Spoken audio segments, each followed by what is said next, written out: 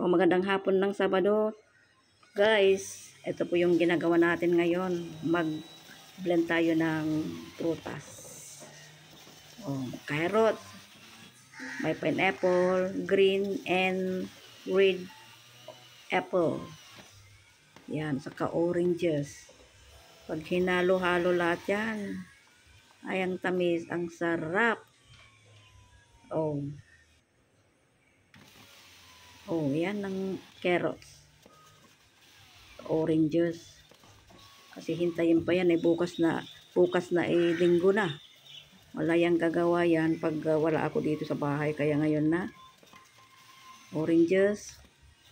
Katapos niyan ay ilagay natin sa sa lagayan na yan. Kalaking lagayan yan ha. Hindi pa kasya yan. Ito. Meron akong assistant dito.